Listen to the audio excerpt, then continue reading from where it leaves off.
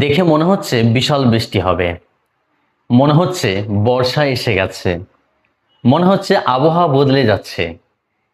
এগুলোর ইংরেজি কি হবে? তাহলে চলো আমরা সহজভাবে জেনে নিই। দেখে মনে হচ্ছে বা মনে হচ্ছে, এটার ইংরেজি হবে সবসময় ইট লুকস লাইক। এই দেখে মনে হচ্ছে এটার ইংরেজি হচ্ছে ইট লুকস লাইক। তাহলে তারপর আমরা বসিয়ে দেব সাবজেক্ট, তারপর আমরা বসিয়ে দেব ভার্ব। টেন্স অনুযায়ী যেটা আসবে সেটা আমাদেরকে বসিয়ে দিতে হবে। তাহলে চলো প্রথম বাক্যটি দেখে নিই। দেখে মনে হচ্ছে বিশাল বৃষ্টি হবে। তাহলে দেখে মনে হচ্ছে বা মনে হচ্ছে এটার ইংরেজি হচ্ছে ইট ইট লুকস লাইক। এটা বসিয়ে দিলাম। এরপর বৃষ্টি হচ্ছে, তাহলে এখানে কি হবে? এখানে সাবজেক্ট হবে it is going to rain heavily. বিশাল অর্থাৎ হেভিলি।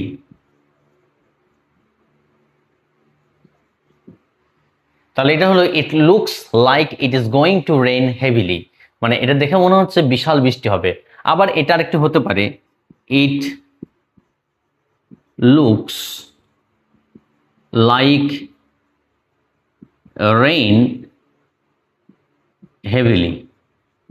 আমাদেরকে ইংরেজিতে কথা বলার সময় কিন্তু এইসব বাক্যগুলো খুব প্রয়োজন। এখন আবহাওয়া তো বদলাচ্ছে, সেক্ষেত্রে এগুলো আমাদেরকে জেনে রাখতে হবে। It looks like it is going to rain heavily, অথবা it looks like rain heavily.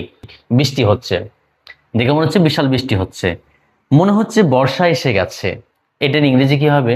এই যে মনে হচ্ছে, এটার ইংরেজি তো আমরা জানি ইট লুকস লাইক বর্ষা এসে গেছে। এখানে সাবজেক্ট কোনটা? বর্ষা।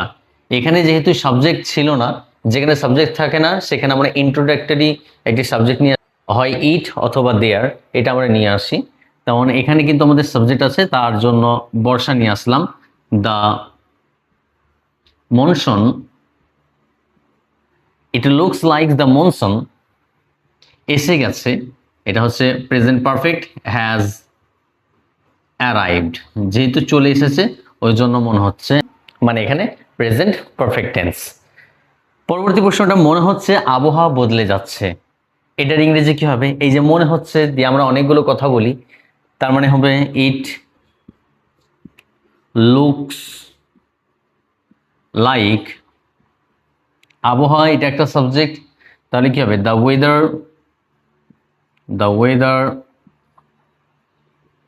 বদলে যাচ্ছে, এটা একটা কন্টিনিউয়াস টেন্স, তাহলে হবে ইজ চেঞ্জিং। মনে হচ্ছে আবহাওয়া বদলে যাচ্ছে, ইট looks like the weather is changing. It looks like it is going to rain heavily, দেখে মনে হচ্ছে বিশাল বৃষ্টি হবে। It's looks like the monsoon has arrived, দেখে মনে হচ্ছে বর্ষা এসে গেছে। তাহলে চলো পরের বাক্যগুলো জেনে নিই।